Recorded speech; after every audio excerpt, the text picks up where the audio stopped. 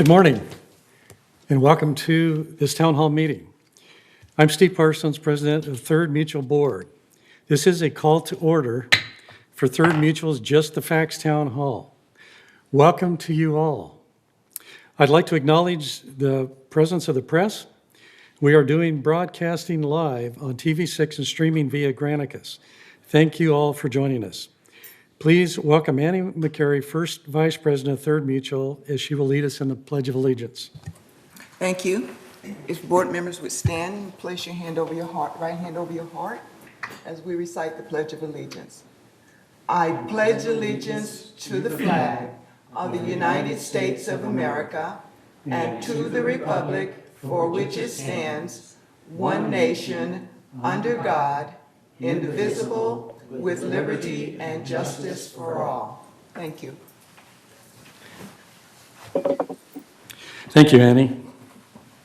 Good morning, everyone. I'm David Deering, your moderator and your fellow neighbor in Third Mutual. On behalf of Third Mutual, welcome to this town hall focusing on just the facts about the ballot proposition. Prior to this town hall, we put the word out to collect your questions, specifically related to the new CC and Rs. We've asked you to provide specific page numbers and section citations or clauses as reference so our board members can answer your questions more comprehensively. Our objective today is to get through as many questions and answers as possible as we close in on the election deadline of November 2nd.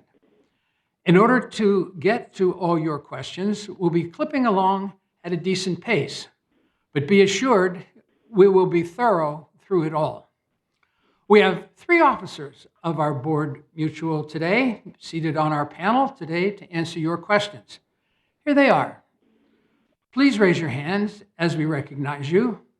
Director Steve Parsons, who called us to order. Thank you, Steve. Director Annie McCary, First Vice President. And Director Robert Muchnick, Treasurer. Thank you. We are pleased that Third Mutual's legal counsel, Sandra Gottlieb from the firm of Swedelson Gottlieb, is also joining us live and in person. Welcome. I'd like to bring a few housekeeping notes to your attention, please. We will be conducting a Q&A session for most of our town hall today. People watching us on TV6 or streaming through Granicus, you can connect with us by texting or calling this number, 949-354-4199. Please identify yourself by name and manor number when you text or call. Since we have been collecting questions for the last week or so, please listen for your questions later in the queue for the Q&A program.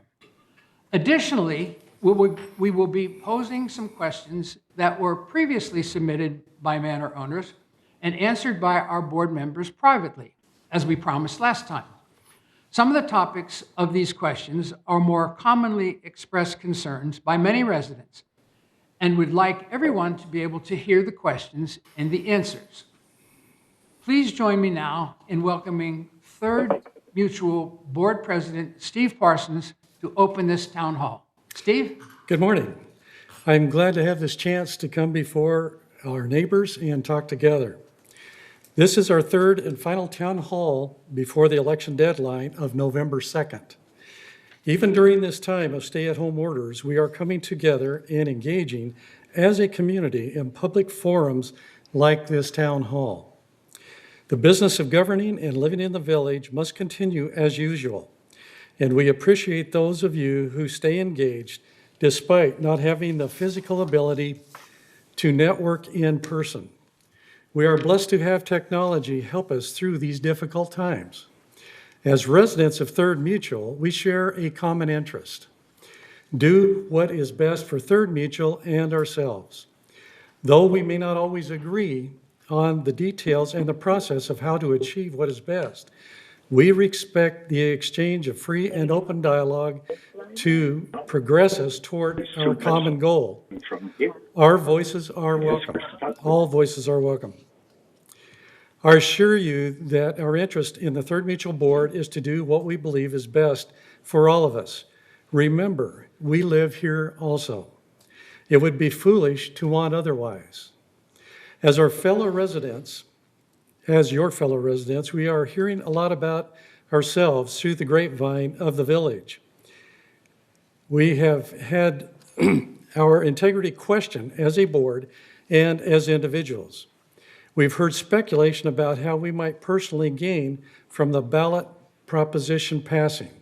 Similar accusations have been lodged against Third Mutual's legal counsel, Sandra Gottlieb. Unfortunately, I hope that you understand that we are your representatives volunteering to serve, guided by our fiduciary responsibility to the association and in turn to you. Much negativity of commentary about us has been circulated in emails sent to Third Mutual members as groups or posted on social media. Few have addressed us directly. The circumvention is not necessary. You can come directly to us. Third Mutual is a small world, and inevitably our strong ties to each other and our word-of-mouth culture works well to spread information as well as misinformation and disinformation, some of which has circulated back to us. I know there's a lot more out there that we haven't heard yet. We appreciate the chance to set the record straight. Let me take a moment to explain something. This board has diligently chosen not to engage in social media platforms like Nextdoor or react to letters to the editor in the Globe. These are not public information sources for the ballot proposition, and these channels are not available to all Third Mutual members. They are editorialized, unchecked, and do not represent the reality of what happens within our board. We will not participate in platforms that accept unvetted posts based on hearsay, conjecture, misunderstanding, misconception, and in some instances, conspiracy theories. We would like you, our members, to understand the facts, just the facts, and you can come to us for those. If we can't answer you immediately, we will always get back to you. And we are using these forums and published communications to reach out to you proactively. You can rely upon your official channels for communication, like town hall meeting, the website, TV6, our ballot proposition email, and our hotline. These are reliable sources for information related to the ballot proposition. That being said, we will be addressing some of the misinformation and disinformation of what we know exists that relates to the ballot proposition. We look forward to a broad range of detailed questions regarding the CC&Rs today, as we've solicited from the public. Given the nature of electronic media, anyone can position themselves to be an expert simply by posting or emailing their ideas or theories. Now, more than ever, we need to learn to verify our sources and perform due diligence on the sources of our information. Social media sites like Nextdoor are obviously not the most reliable sources for information about the ballot proposition, motives of the board members, our personal history, or about Third Mutual legal counsel.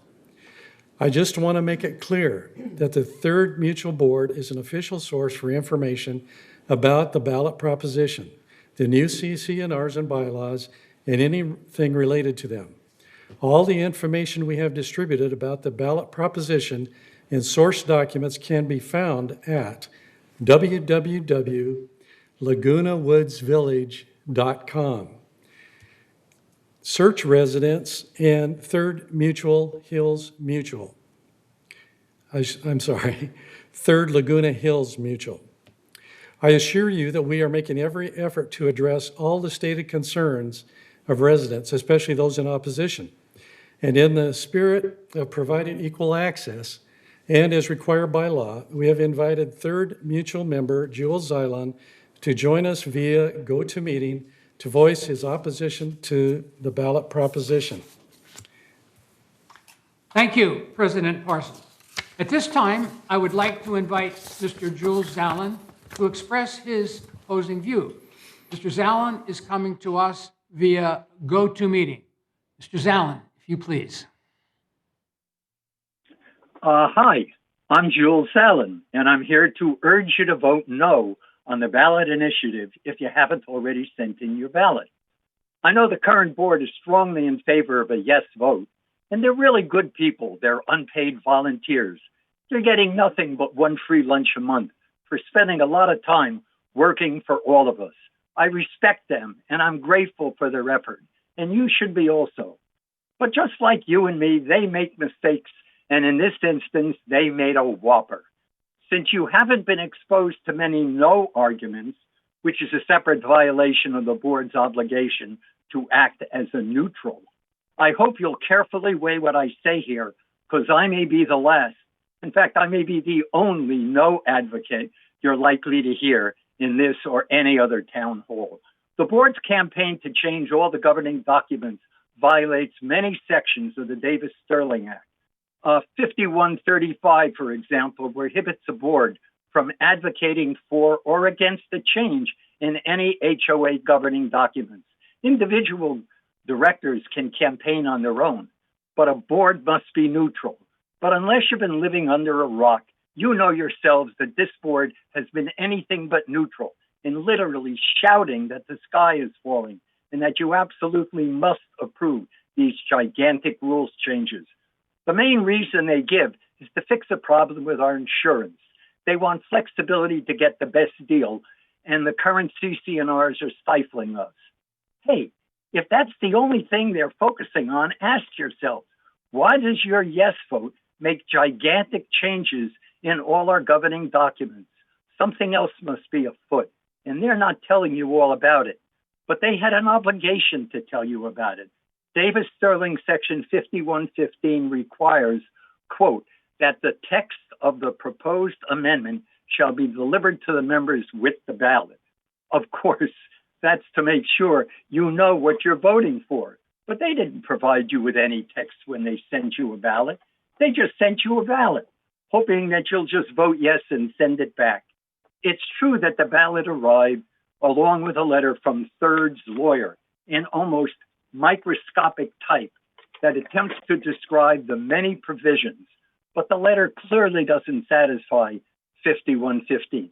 Separately, the type size makes it almost impossible to read, and even if the letter was read, there's no hint of how any of these new provisions alter the members' relationship to this community.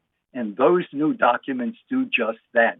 All it says is that you should, quote, please carefully review the restated documents and compare them to your corresponding understanding of the current CC&Rs. You're left totally on your own to compare the new documents to your current understanding. How many of you made that comparison? Not a lot, right?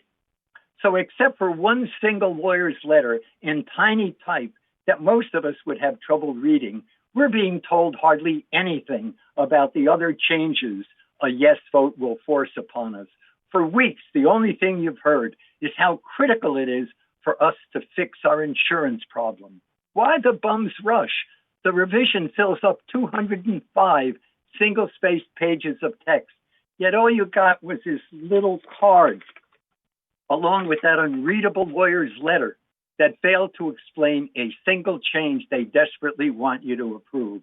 So unless you're clairvoyant, most of you probably have no idea what the differences were between the existing documents and the new ones, and you probably still don't.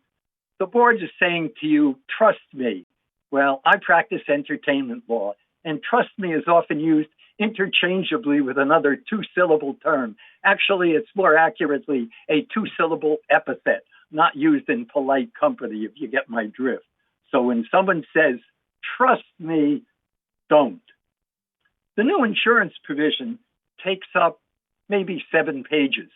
So what's in the other 198 pages of text that the board has mostly kept hidden and certainly doesn't want to talk about? A lot. Here's just one. The new bylaws remove the board's power to discipline contractors who come into our community, violate our rules, and expose our members to severe fines and then get away scot-free. The board is not currently exercising that power, but they should. But under the new rules, the board loses even the power to discipline disreputable contractors. When I was a director, I urged the board to discipline unscrupulous contractors, and I prepared a package of documents that were intended to protect the members, which is just what the board is there for. But the board's lawyer told them that doing what I proposed was illegal, that it violated the CC&Rs in Davis Sterling. But that was just not so. There was nothing in my proposal that could possibly have violated the CC&Rs or Davis Sterling, and the lawyer subsequently conceded that in writing. But it was too late to save my proposal. It was also too late to save a third member who was forced to pay more than $12,000 to remediate their contractor's violation.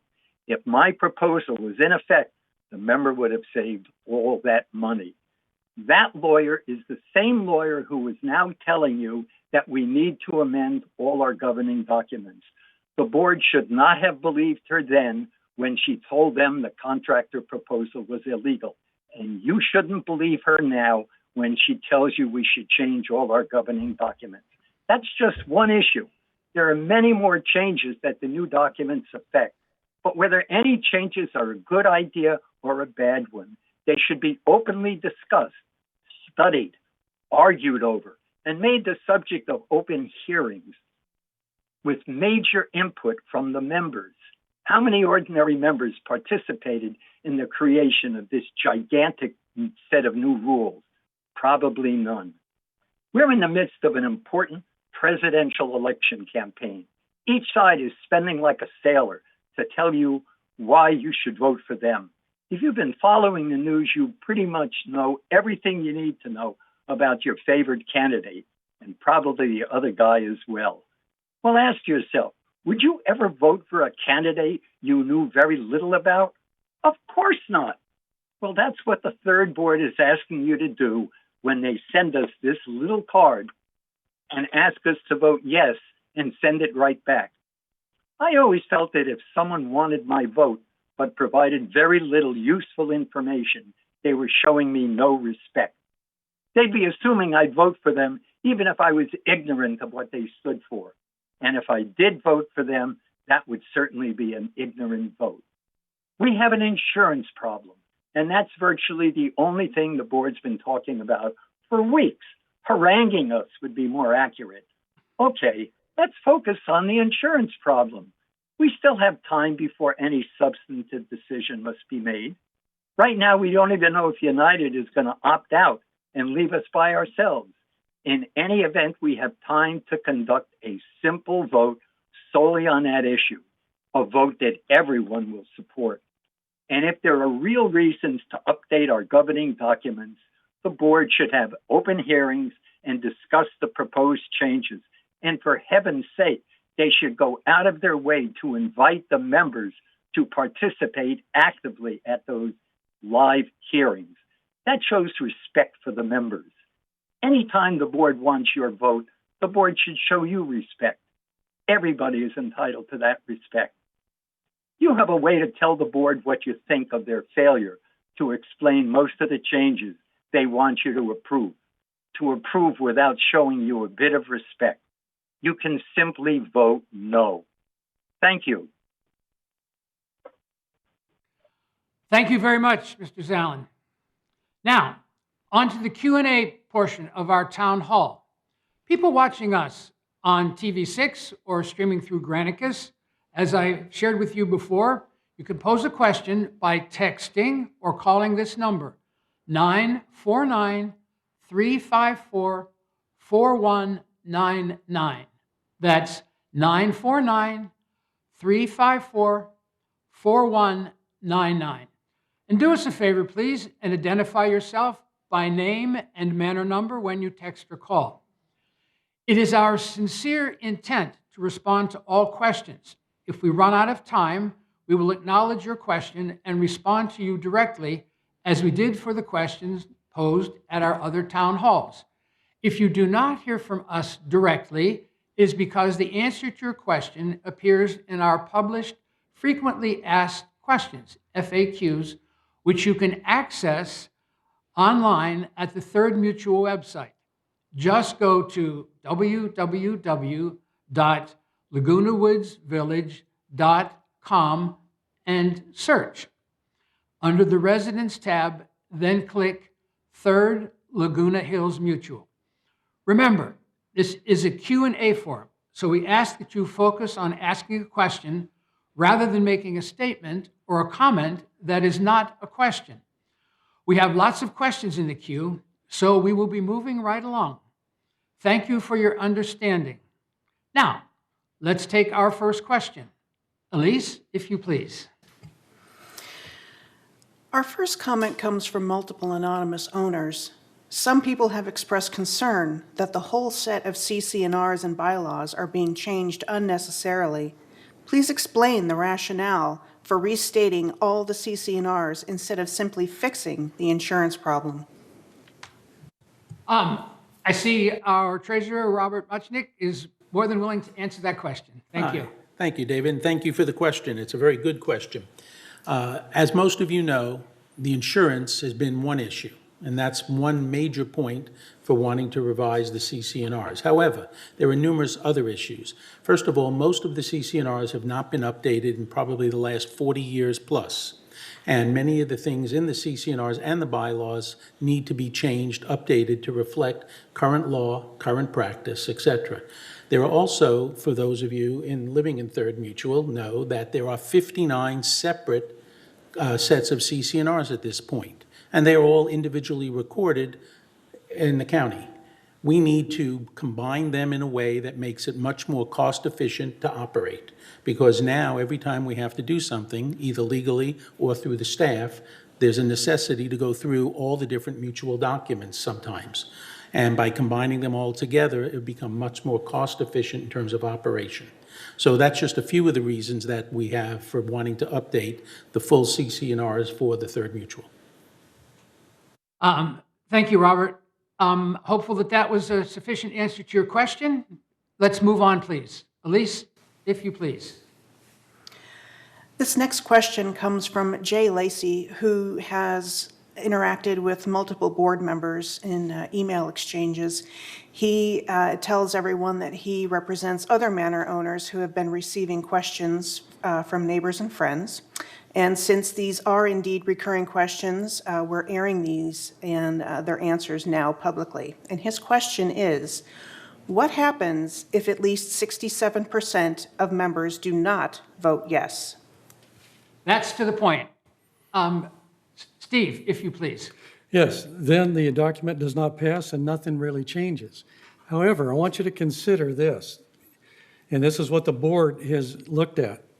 I had a person tell me recently that the CC&R should not be changed at all. Well, these are my thoughts on that line of thinking. The desire and right to change is inherent in everyone. We change our hairstyles. We change the fashions we wear, the model of car we drive. We change our address, even how we raised our children. Laws change as well.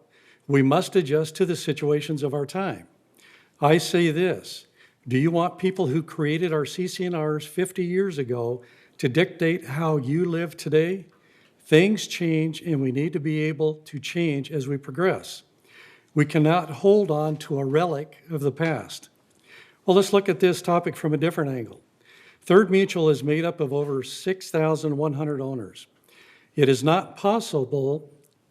it not possible for a simple majority of 51% or 3,200 owners to deliberate and affect change in our community? I would be comfortable with this, as many people like this are looking into the proposition and deciding what something needs to be changed. We must move forward with change and not cling onto our current CC&Rs as though they were an idol. Thank you. Do I see another hand on the board? Thank you. Moving on. Elise? The second part of Mr. Lacey's question is, Is the process that the board is using to draft the documents and seek votes compliant with Davis Sterling or industry practices? The board asked members to vote on documents that were not first written in draft form, and no member input was sought. Another cogent question. Robert, if you please. Simple answer, yes, it is compliant with Davis Sterling. And in terms of input, you need to remember that the board was elected by you, the members of the community, to represent you. So the board spent a lot of time, countless hours, reviewing the documents, updating the documents, making recommendations, etc. So from the standpoint of member input, yes, there was member input, your representatives. Thank you. Next question, please. If the vote fails, are you planning to take this to court to overturn the will of the members? Good question. Okay, I'll take that one. Thank you. If the vote fails, further evaluations will be made.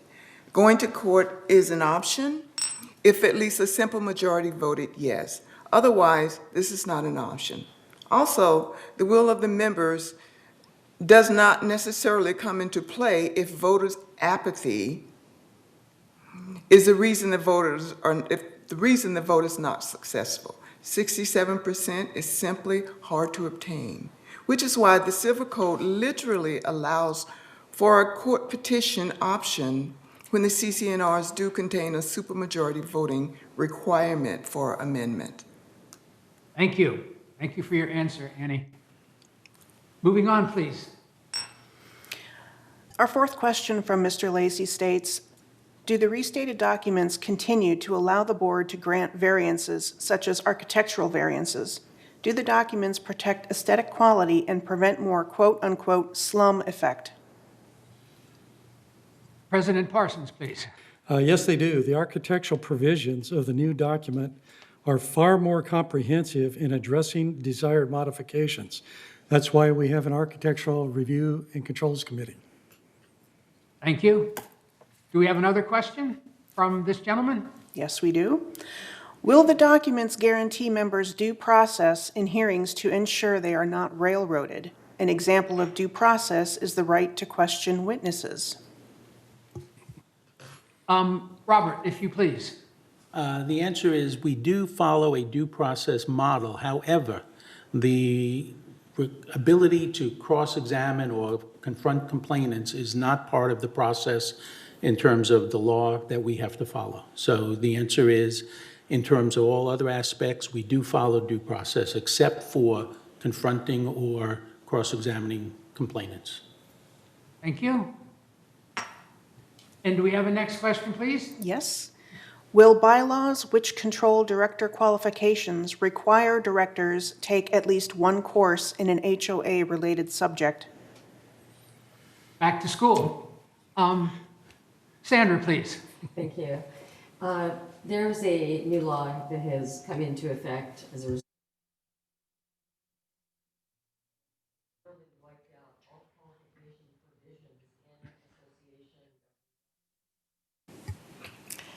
I heard my mic was not working, and we'll do this over again. There is a new law that went into effect in January of this year that deals with qualification provisions for associations, boards of directors. And requiring educational classes is not one of the qualifications that is allowed to be placed in association governing documents under the Davis-Sterling Act. Fortunately, however, at this association, the boards of directors for Third and the other entities take annual classes from the association's various law firms in order to make certain that they stay current in laws that affect homeowners associations. Great. So in other words, they're not required, but have elected to take these particular classes. That's correct. Thank you. Elise, if you please. Do the documents include a provision requiring managers to have at least 1 year of HOA experience before being hired by Third or VMS? That's a good question. Anyone care to take that? Robert, thank you. First of all, VMS hires its own employees. Third Mutual does not have any involvement in the hiring of employees by VMS. Therefore, we cannot stipulate requirements for their employees. Clear enough, thank you. Moving on. Before we vote, will the board revise the documents to differentiate between statutory language, which law requires and which may not be altered or deleted, and optional language, which is the stuff we really need to scrutinize to ensure it meets our needs? Scrutinizing the documents. Who would like to address that? Great, thank you, Sandra. The documents cannot be annotated at this point to differentiate provisions that are deemed mandatory or statutory or optional. Also, I think it's important to understand that optional does not mean that it is based on a whim. Optional means that in the governance of this community and its long history of how things have been managed, that not wanting to change so much of that history, it is optional to bring it into the documents, but for a community like this, the board of directors, after deliberating on what should and should not be included, clearly made the decisions for those items to come into the association's governing documents. The documents you are looking at online and that we are voting on will not be altered at any time in order to differentiate this person's question. Great, thank you. Moving on, please. Do the documents prohibit managers and other staff from taking kickbacks from vendors? It's already illegal for directors and committee members to take kickbacks, but unfortunately, law does not prohibit managers and/or staff from taking kickbacks. Robert, good question. Yeah, very similar to my other answer is that these documents apply to Third Mutual. They do not apply to VMS or to staff. So the answer is we can't write into our documents things that impact the VMS and VMS staff. However, when contracts are written, there can be statements between the contractor and VMS staff and all appropriate parties about kickbacks not being appropriate. So Third Mutual is not connected in any way to kickbacks or hiring? It's already illegal for board directors to receive anything of that nature. Thank you. Next question, please. Does the board want members to vote on these documents before the flawed CC&R's maintenance chart, or Exhibit E, is corrected, and a new draft of the documents with the corrected Exhibit E is resubmitted for a vote? Robert, again, please. Okay, the new matrix, or the corrected matrix has already been placed up online, and when members vote, they can vote with confidence that that new matrix is going to be part of the CC&Rs once the CC&Rs are approved. And in fact, the new matrix takes us right back to where we are today in terms of responsibilities of owners versus the responsibility of the mutual. So from an owner standpoint, the matrix that they are now voting on has absolutely no change in terms of owner responsibility as we move forward. And I believe that's been brought up on more than one occasion. Thank you. Moving on, please, Elise. Thank you. Do the new documents protect us from boards selling off land or developer takeover of land, common area buildings, or dwelling buildings?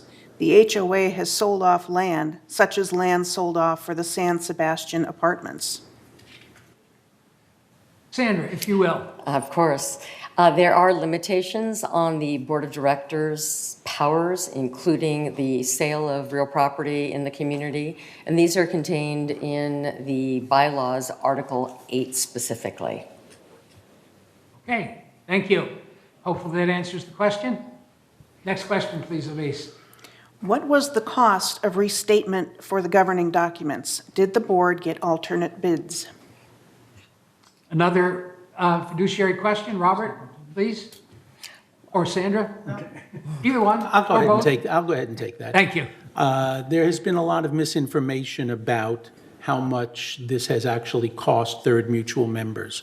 There's a figure that's been bandied around through the Globe, through Nextdoor, and other emails that identifies a figure of $300,000 for the cost of the development of the documents in terms of the legal expertise.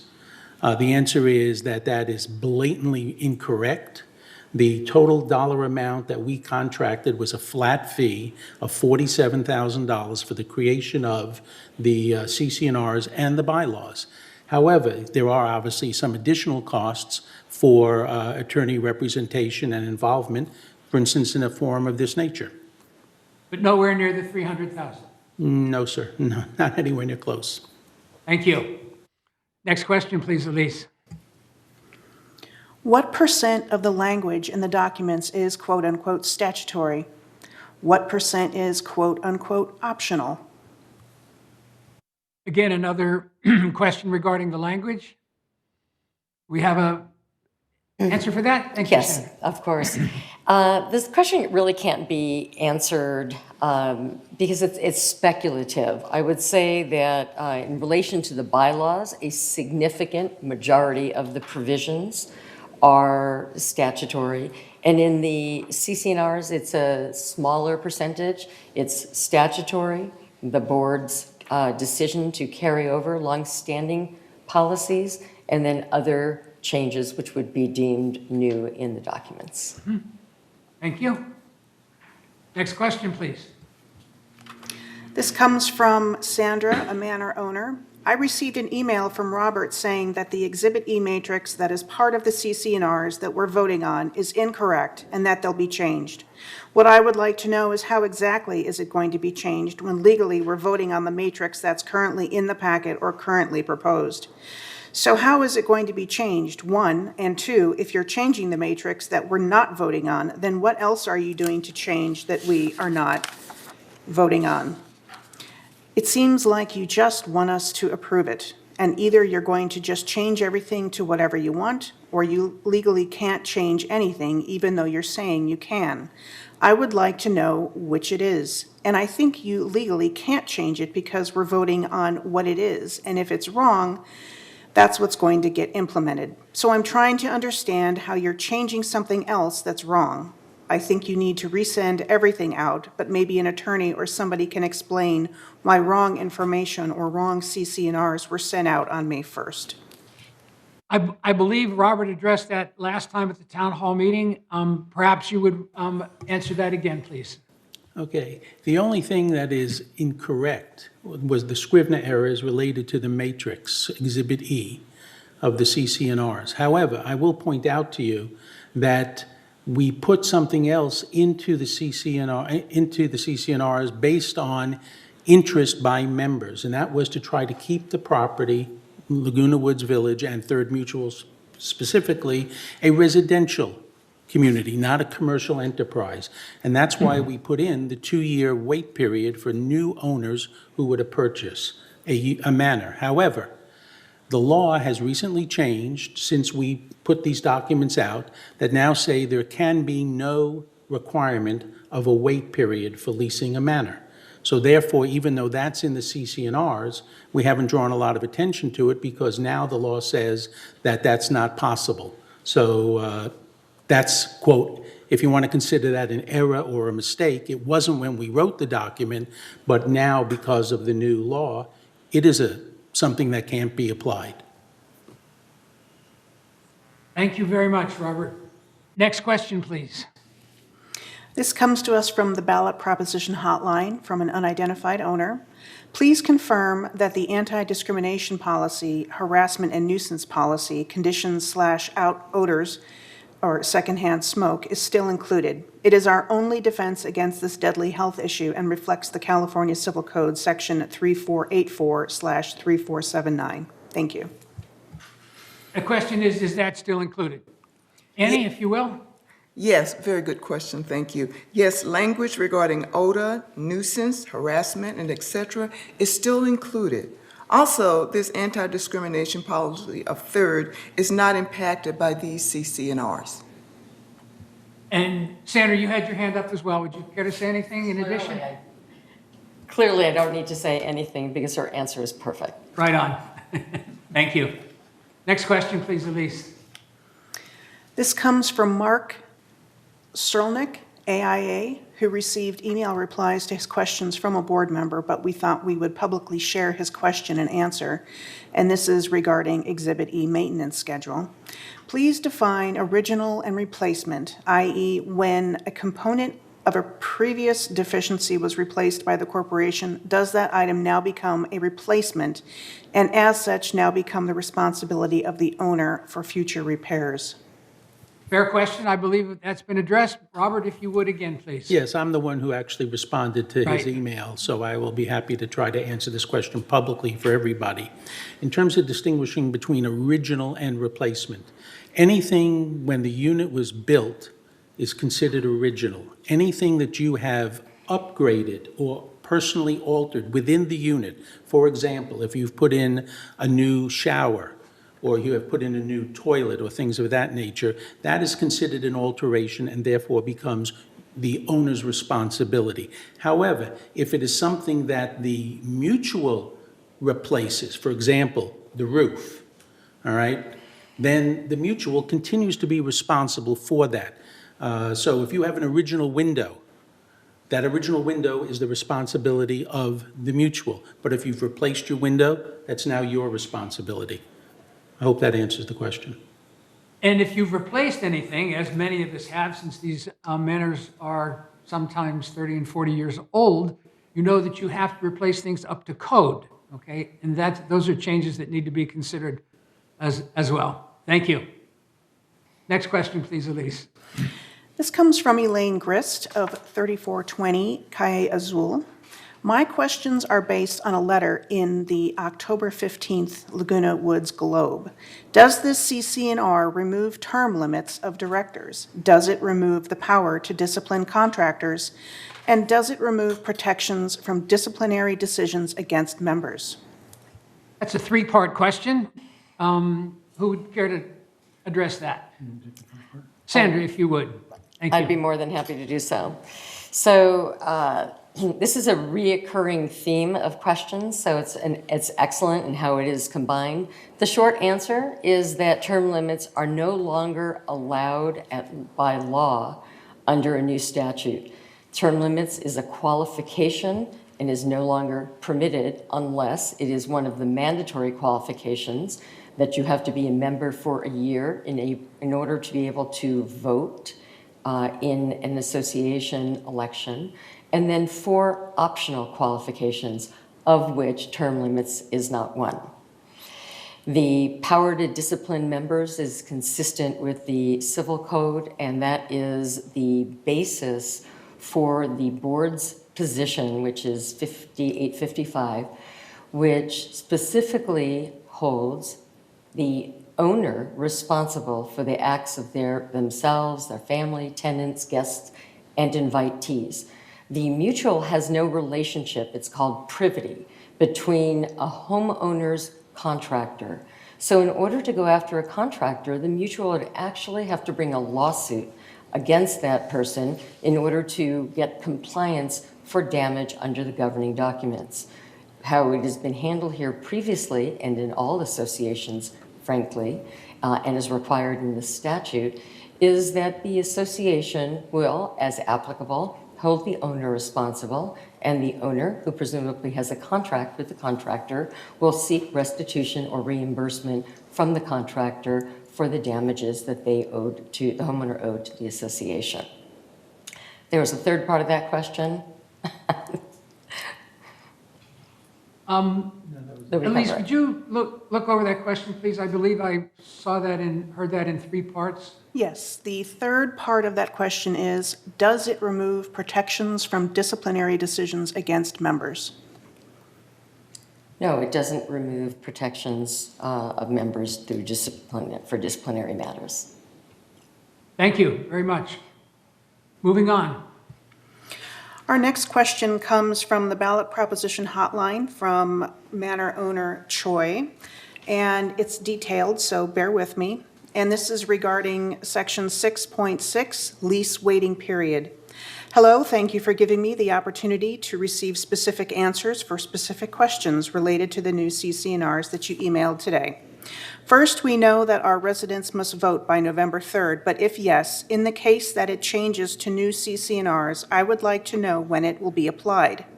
Because I am currently living in a small condo, I have plans to move to a larger one. According to the current CC&R standards that I have found, if I am selling a house and buying a large condo at the same time, with 2 escrows ongoing at the same time, the house I currently own and live in, and the house I live in, the requirement for the total yearly income is $45,000 plus $45,000 plus $22,500 equals $112,500. But my yearly income is not enough, which is at about $80,000. So I made a plan where I could buy a large condo and move. My son wants to buy a large condo with all cash in his name and sell the house where I live, and then my son plans to transfer ownership as a gift deed to me.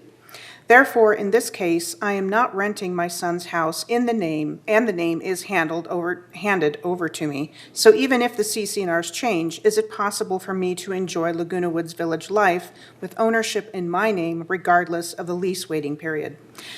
Of course, there is no shortage in approving the association's finance requirement of $125,000 net asset, $45,000 yearly income. I am a little worried because there is a movement that the CC&Rs may change while I am looking for a larger condo. In my situation, I will check once again to see if there is any problem with moving to a large condo this way, and I would be grateful if you let us know the correct answer as soon as possible. Thank you. A very specific question for a specific situation. Sandra, please. I'll try and answer the specifics, but also reiterate what we have already said. And this is a question that also has come up frequently. There are going to be no lease waiting periods going forward. As Robert had mentioned just a few moments ago, it's a new law, AB 3182, and this prohibits a lease waiting period from being enforced going forward.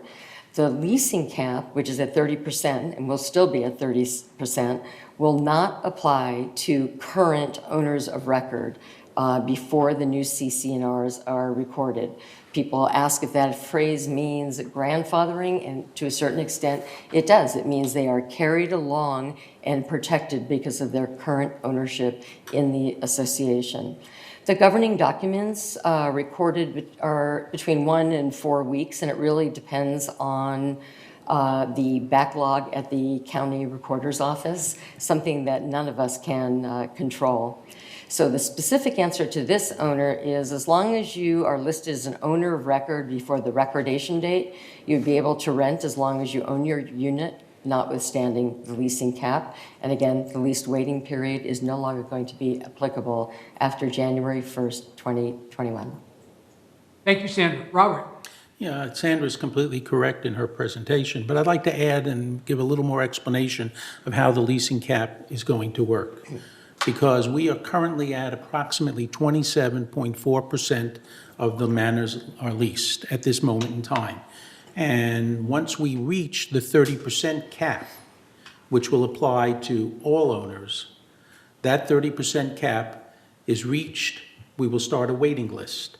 But if you are currently leasing your manor and your tenant vacates the manor or the lease ends and you want to bring in a new tenant, you'll have 6 months time in which to find a new tenant to maintain your place in the leasing under the 30% leasing cap. However, if after 6 months you do not find a tenant to fill that residence, you will then lose your spot in the leasing and go on the list, and the first person on the list will then be given the opportunity to rent their unit. So that's the way the leasing cap is working. Thank you. Elise, if you will. Our next question comes from an anonymous owner via the ballot proposition hotline, and it's regarding no term limits. What is the California law about no term limits for these board positions, and how is Third obligated to follow the law? There's some statute people have been referencing. I think it is SB 323. What is that? Term limits. Sandra, thank you. So we've already discussed the term limits, and that is the correct site. Thank you so much for the question. Term limits are a qualification, and as I said, it is not one of the approved qualifications under the law. The law literally has wiped out qualifications in association governing documents, so we drafted these documents in compliance with the effective date of January 1st, 2021 to be compliant. Thank you. Next question, please, Elise. Comes from Albert Briggs of 3226A Via Carrizo. I am a landlord in Mutual 3 and have been for 17 years. I understand that the primary purpose of the revised CC&Rs is to lower the insurance burden for the mutual. I assume you will do this by reducing the amount of coverage purchased by the mutual. How does this shift the insurance burden to the owner of the unit? I am currently reviewing my existing insurance policy and need to know specifically what are the changes to the requirements for landlord's insurance versus the landlord's insurance requirements in the existing CC&Rs. I have read the new requirements and do not understand what has changed. Robert will address that, and we hope that that will answer your question. All right, thank you. It's a very good question, and one that I'm sure is important to every third member. First of all, in terms of the insurance, we want more flexibility. The board needs more flexibility in terms of being able to purchase insurance, because right now, as the CC&R stipulate, we have to have 100% replacement. And first of all, Third Mutual now is valued at $1.6 billion. We can't find $1.6 billion. We can't get insurance companies willing to insure us for the $1.6 billion. That's number one. Number two, even if we could, I doubt that we could even think about affording that kind of insurance premium. All right, so that's for the property insurance. We will continue, if the new CC&Rs are passed, to maintain property insurance sufficient to replace manors if we lose them due to fire or other kinds of catastrophe. However, in terms of your personal HO6 policy, we encourage all members to have an HO6 policy. There is no requirement that you have one. An HO6 policy is a homeowner's policy that covers the interior of your unit.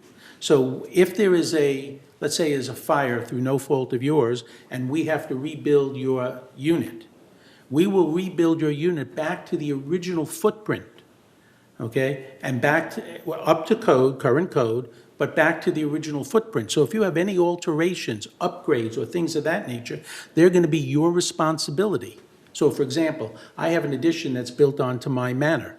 If I was to have a problem with my manor and have to have it rebuilt, Third Mutual would rebuild everything except that addition that I have. So my HO6 policy, I need to have sufficient so that it will cover the addition to my manor once it's rebuilt. Okay, so we encourage you to talk to your insurance carrier, but the new CC&Rs do not shift any additional burden to a homeowner in terms of insurance requirements. Thank you very much, Robert. Well stated. And it's, as we know, values increase, and we want to make sure that we're insured in the event that something tragic should happen. Thank you. Next, please. And this next question from Ellen Kobal is along those lines, but perhaps you can reiterate the message you just gave. I currently have an earthquake policy for the interior of my unit. Do our current and future insurance policies include earthquake repair to the building units? President Parsons, please. Yes, we do. We cover a $10 million policy in the event of earthquake to redo structures as necessary. So like Robert has just mentioned, if you put that in combination with the HO6 policies, we should be good to go and have a livable unit to use. Thank you. I believe my takeaway from that is it would be in your best interest to contact your insurance agent. Thank you. Moving along, please. Our next question comes from Patricia Fitzpatrick of 3252 San Amadeo.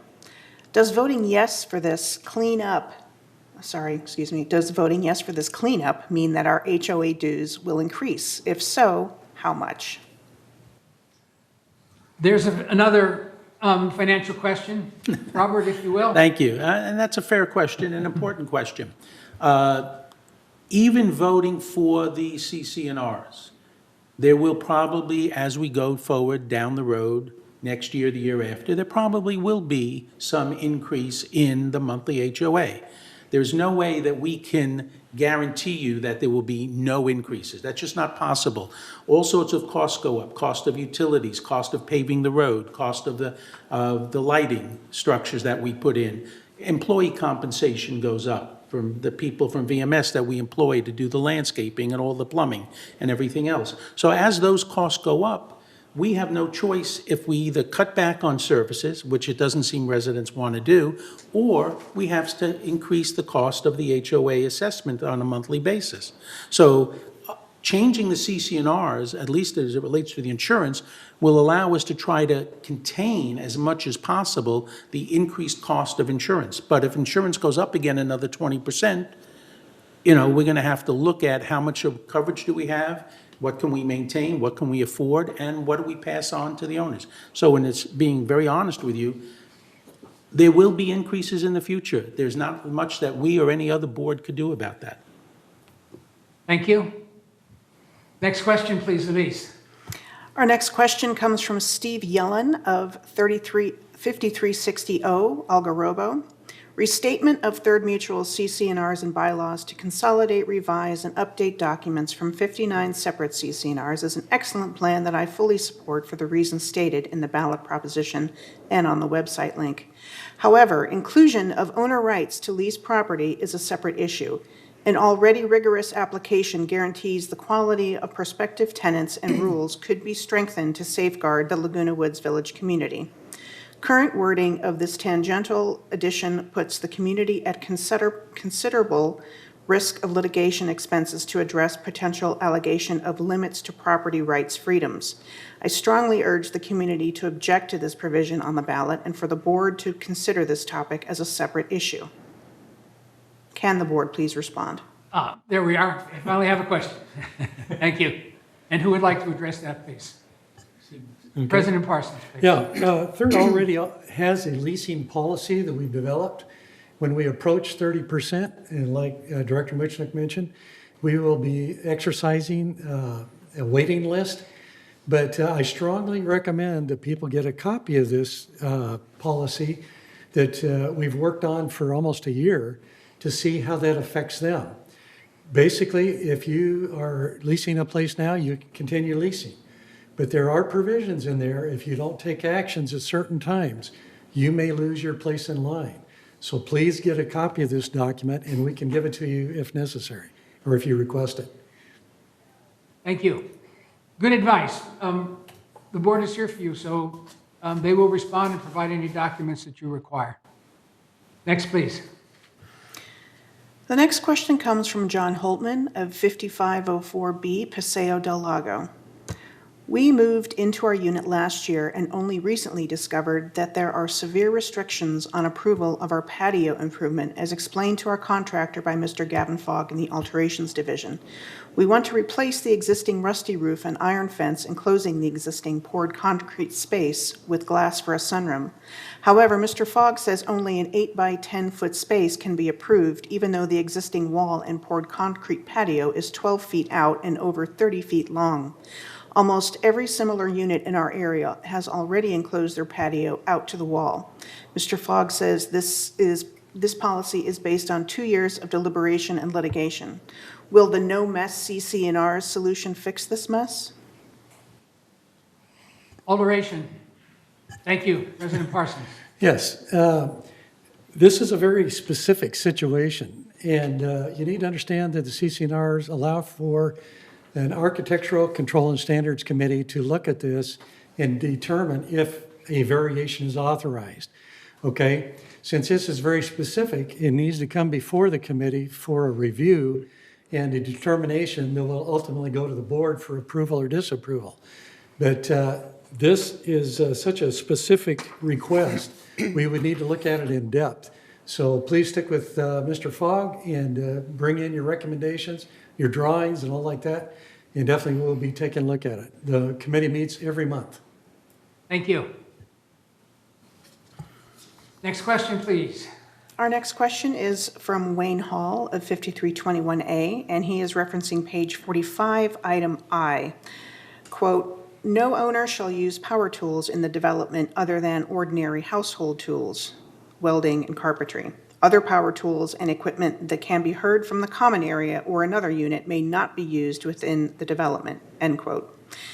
"I have a powered skill saw, a cutoff saw, and other power tools for occasional projects in my unit. Use is in compliance with contractor working days and hours. Regarding the above item, I interpret I no longer am able to own or use such tools. Is this interpretation correct?" Power tools. Annie, Yes. please, First Vice President. Thank you, Mr. Hall. This depends on the type of tool and the noise it creates. If this is a relatively common household power tool, often used for minor in-home projects, and the use of noise is not unreasonable, it would not be prohibited. Thank you. Very good. Hope that answers your question, sir. Moving on, please. Our next question comes from Linda Kolsty-Oskanak, and she first of all says, "Thanks to all the hard work you are doing on this board proposition. We were out of town for a while, and I'm trying to catch up with learning about this proposition. I completely get how the CC&Rs and bylaws need to be more concise. I see that insurance is a huge issue and needs to be dealt with. Before I vote, however, I am naturally curious as to what other important things have been changed. For example, I understand that the term limits for board members have been changed. What was the reasoning behind this? Also, are there any other important things that have been changed and are not immediately obvious? It is very difficult to go through all the details in these documents. The FAQs that I saw did not cover many questions. Thanks for any help that you can provide." Again, a question of term limits. Sandra?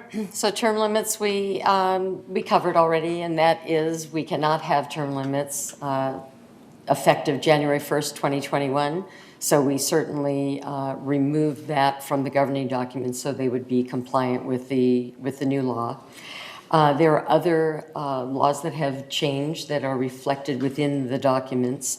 The FAQs are extremely important, but so is the letter that went out with the ballot explaining the big ticket items. If you don't have that, please contact VMS for a copy of that letter so that you can hone in on the bigger ticket items that we identified with the Board of Directors and as council to be the big changes and the big issues in the CC&Rs and the bylaws.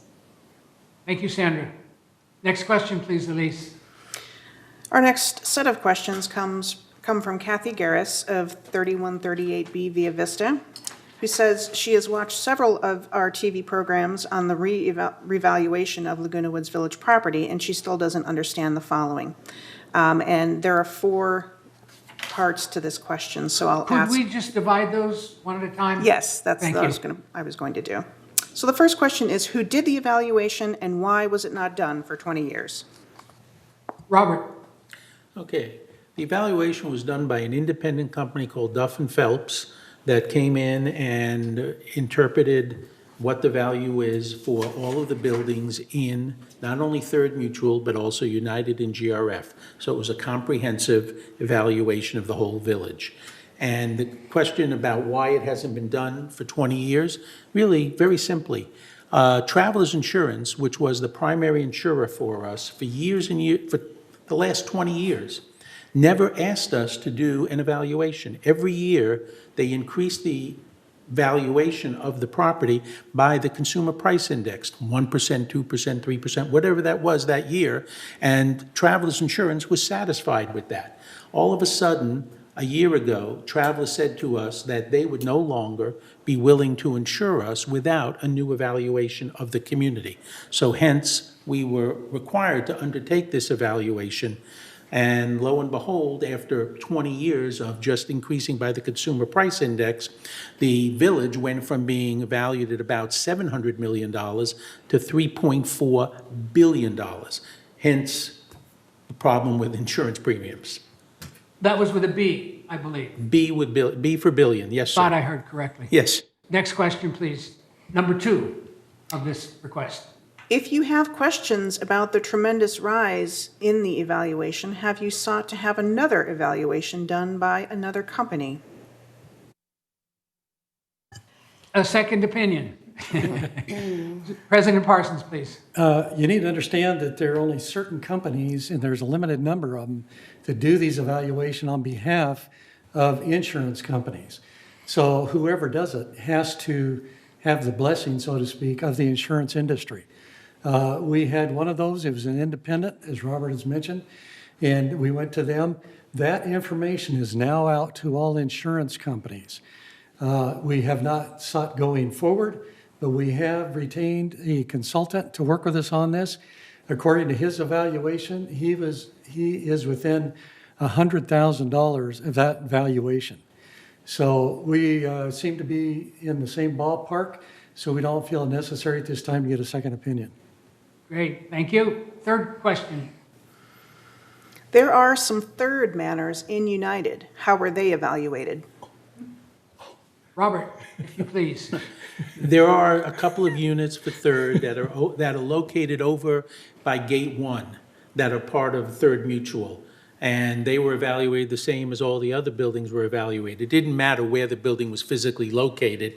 It has to do with the square footage and for replacement of what that building would cost. So it was evaluated the same as all other buildings. Doesn't matter where it is. President Parsons? Just an add-on to that, the square footage cost is determined by our local area. Some people who live in Colorado or whatever would say, no, it can't be that high. You have to go with the prevailing cost in the local area, and that's what this company works with. Location, right? Location. And the last part of this question, please. Does this mean our taxes will also go up? That's a really good question, and I think a bottom line question that is on the minds of a lot of people. Yes, Robert? I moved here 16 months ago and bought my unit only back then. And I can tell you that my understanding, I'm not a tax lawyer and I'm not attempting to give you tax advice, but my understanding as a new owner is that my taxes are based on what I paid for the manor, that my California property tax. So if people's manors go up in terms of value, the new owner will pay whatever the new value, the tax based on the new value. But only when it's sold. Correct, that's my understanding. But again, I'm not a tax lawyer, and I'm not giving tax advice. Thank you. And I believe we've answered all four of those questions, Elise? Yes, that's correct. Thank you. Let's move on then. Our next question is from Chung Hao of Manor 5449. On page 54 of the proposed CC&Rs, the last sentence of Part 5 says, "The washing of vehicles is prohibited within the development." But in the October 9 virtual town hall, it was mentioned that car washing with a bucket and/or with a hose with a shutoff valve is allowed. This is confusing. Could you please clarify which of these is correct? President Okay. Parsons, please. Yeah, I'll take that. Car washing with a bucket and a hose with a shut-off valve is allowed, but we want you to be aware of why restrictions are in place.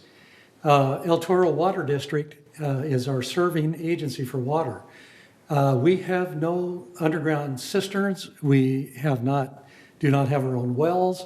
So therefore, we have to purchase all the water that comes in to this whole district, whether it be potable water, whether it be recycled water. That we have to purchase all of it. So there are restraints that we put in place. The city's put in restraints too. And we try to have each homeowner be conservative in their use. So please don't take this as an affront. Some people are saying that you should limit yourself to a 3-minute shower, okay? I would like to know if I could do that. I can do 5 minutes, I don't know about 3. But we all need to conserve water. That's the whole point of this thing. We don't want hoses left on. We don't want people out there spraying everything in sight. You must conserve water. Right now, we're paying over $2 million a year just for water, and it's going up. We already know what the increase is for next year. Before long, it's going to be $3 million. That erodes the amount of money we have available to put on other projects. So we might have to shorten another project just to pay for water. So please use your head when you're using water and conserve, conserve, conserve. Thank you. Good advice. Next question, please. Our next question comes from gilvcona@aol.com, and this individual is referencing Exhibit E. I see someplace that we are responsible for our foundations. How can that be since I live in a 3-story building? Also, I have a carport. If it were to burn, would I be responsible for replacing it? It's an interesting question. Thank you. Robert, if you will. Okay. I'd like to refer, first of all, the answer is on the foundation, no, you are not responsible on the foundation.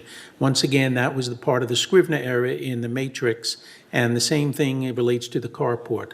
I refer you to the easiest way to get to the new matrix is the following URL, tny.sh/the matrix. And that will take you directly to the location on the web for the new matrix that is now part of what you are voting on in terms of the ballot proposition. And that should address and clear up all of the misunderstandings that were created by the Scrivener errors in the first matrix. And that has been addressed a little earlier. The matrix has been addressed a little earlier. Would you repeat that, please, Robert, so people probably now have a pencil in The URL is tny.sh/the matrix. All one word, the matrix. Thank you.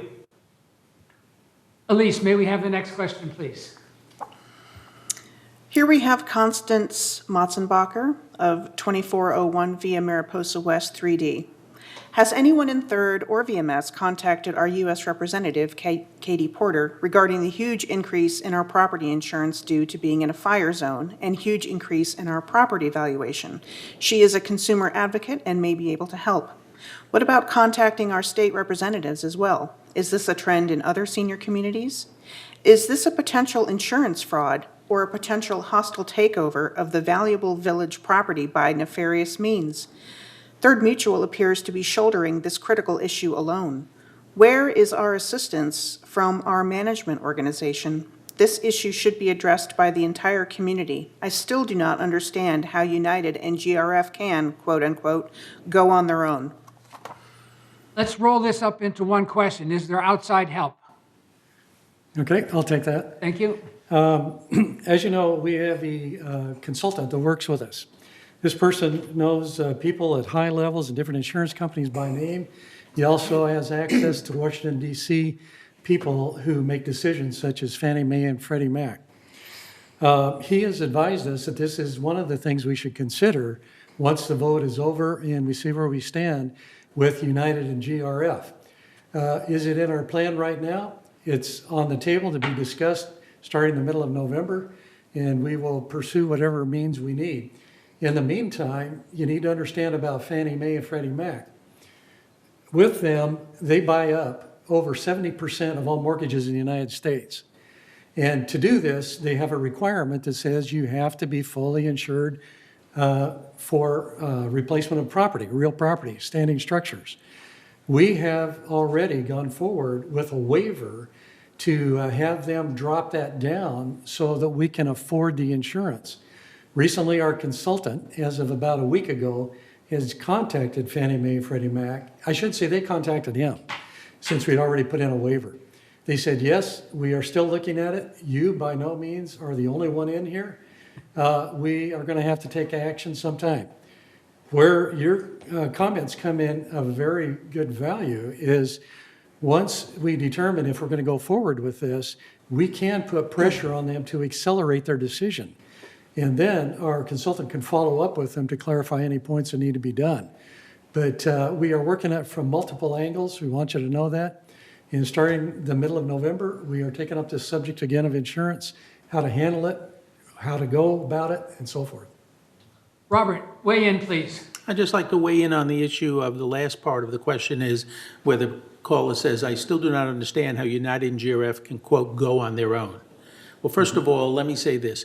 Sue Margolis, as president of United, is doing for United exactly what we're trying to do for Third Mutual, look out for the best interest of our members. And Sue Margolis has created a task force at United to look into alternative ways to approach insurance that's in the best interest for her co-op members. And one of the things that she's looking at is going out and requiring all of the co-op owners to purchase an HO6 policy. Because of their structure as a co-op, they can require their members to do that. Because of our structure as a condo association, we cannot require our members to do that. So therefore, that option, at least at the moment, is not open to us. But we don't blame United and GRF for exploring things that are in the best interest of their members. So that's what's happening there. As for when they go, if they go, that's not clear that it's going to happen. However, if it does happen in the next couple of months, now we have a special problem with the insurance because United is currently paying for 47% of the first $425 million of coverage. We pay for 48%, and GRF pays 5% of that bill. So if United pulls out and GRF pulls out with them, there's approximately then, what are we looking at, 47 plus 5, 52% of the cost of the first 425,000 that would have to be picked up by Third to maintain the full $700 million. So that's another reason that it's critical on the issue of 100% replacement, because that we just couldn't afford to do that at this point in time. Sandra? Just wanted to touch on a couple of other things. It is not that as a condo association that Third could not require owners to buy HO6 policies. It's that the enforcement of them doing so is almost an impossible task because everybody would have different commencement dates, completion dates, and then the question is, what happens if they don't purchase it? The association cannot step into the owner's shoes and buy that policy on their behalf. So I just wanted to clarify that. Another part of the question that was read, is this a trend in senior communities? It is, but it is a trend in all communities. And the reinsurance market is very tight right now. It's because of the fires last year in Northern California and San Diego, and the fires that have been going on in California for well over a month now, and in other Western states. So the people who provide as entities insurance to associations at the reinsurance level, meaning the people who are throwing the money into the pot, there's less of those entities and there's less of that money, which means each one of those policies costs more money. Mm-hmm. Thank you. Thank you both. Next question, please. Oh, wait, I have one more thing. I'm sorry. Chime in. Management has been very helpful to the board of directors and the experts retained by Third, and I must say to myself as well, in providing information so that the board can make informed decisions every way through the insurance and the restatement process. Great. Thanks again. Elise, if you will. This comes from Ginger Reynolds of Manor 5079. This section under maintenance repair really alarms me. Section 7.6, damage to units. A, owner responsibility.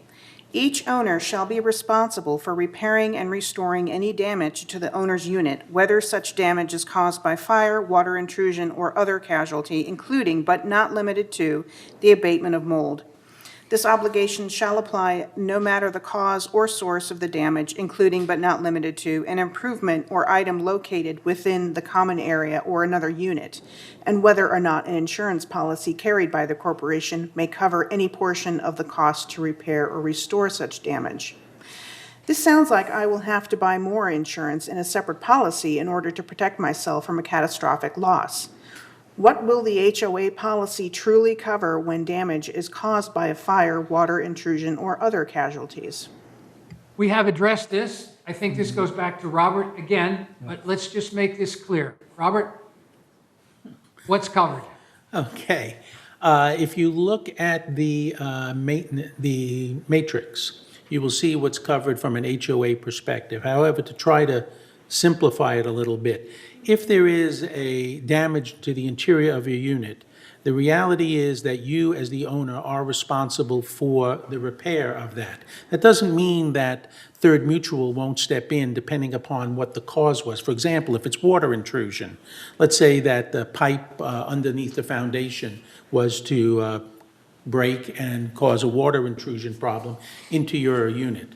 Third Mutual would, A, send out a plumber to fix the leak, stop the water from intruding.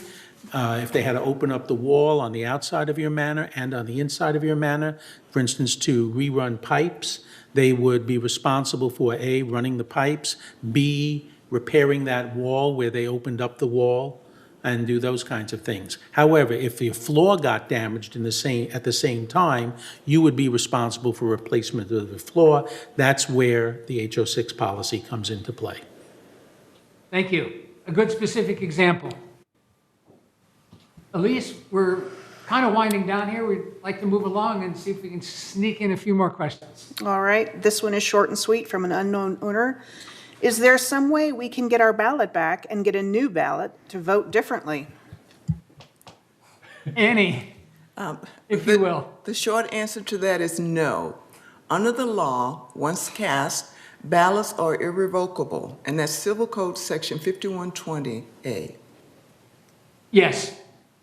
I'm assuming the ballot has been filled out and cast. Okay, so the answer to that is a definitive no. Thank you. Elise, please. This comes from Jeff. I have questions regarding the prohibition on renting out your new condo purchase or home purchase for a period of 2 years. My question is, if we decide I'm not a resident, my parents are residents, if we decide to purchase a new home for our parents under our name and one of our parents wants to live there right away, how would this work? Are they still considered to be renting with it the 2-year restriction, or are children allowed to purchase properties for their parents and have them start living there right away as residents? Right to the point.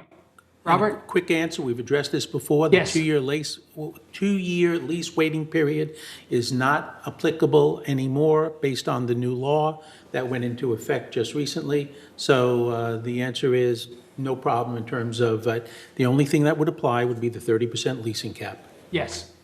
Thank you. Next, please. The next questions come from Lynn Corbo of 3505C, and this is in reference to section 2.12, page 13. Their prohibition against the partition versus CC&R Exhibit B, no page number, shows submutual undivided interest fraction. Common area remains undivided. Does this mean that owners now have 1/6,000th approximate ownership in the corporation instead of the submutual undivided interest in the common area? Does this mean there can be no vote of the submutual members only regarding a grant of exclusive use of common area, which currently requires a 2/3 vote of 68 owners in mutual 65 rather than 6,000 or more? Anyone care to address that? It's a fairly straightforward question, but the answer might not be so simple. Sandra? So now the undivided interest that an owner owns is still based on the individual mutual, so it's not one of 6,102. But going forward, the votes of the membership will be of the entire membership and not based on just one mutual. That's the whole idea of joining these 59 sets of CC&Rs and the applicable tracts together. What we're trying to deal with are governing documents that fail to have annexation provisions to allow all of those tracts to be annexed in to one target association so they can all be governed together. Once third is a single entity when these governing documents do pass, then it will take the 50 plus 1% of the membership to approve any changes to the governing documents or approval for a variance such as the grant that this homeowner was asking about. Thank you, Sandra. Well, we're getting close to the end. Let's take one more question, please.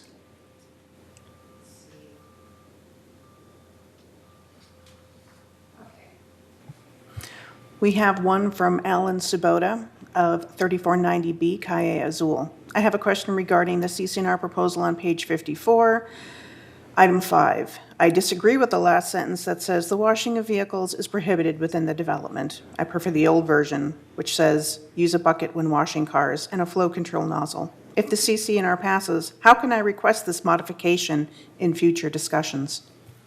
We've already addressed that. Yes. Would you recap your answer in 35 words or less? 35, uh-oh. Yes, you can, we prefer that you do it with a bucket, and if you have a hose with a cutoff on the end of it, please feel free to use that, but do not let it run. If it runs, it wastes water, and we must conserve. And as President Parsons said before, we are obligated to buy our water from the El Toro Water District. We want to be mindful that we live in the desert, and water is very, very important. Well, it's time to bring this Q&A session to a close. Thank you, Third Mutual Board members and legal counsel Sandra Gottlieb. I'm sure our community appreciates the facts and honesty put forth today by the board. I'd like to thank you all for joining us this morning. Thank you for the opportunity to serve here today. And here is Third Mutual President Steve Parsons to close this town hall. Steve? Yes, on behalf of all of the Third Mutual Board members, I want to extend our thanks to all of you for posing your questions and concerns. I hope that your questions have been answered to your satisfaction. If not, you can always reach us by texting or calling 949-354-4199. Once again, 949-354-4199. We will be listening and we will respond to you. Be on the lookout for more information online and on Channel 6 Village TV. And don't forget to vote. And thanks to all of you who have already voted. Wish you all a good day and stay safe. And this meeting is adjourned.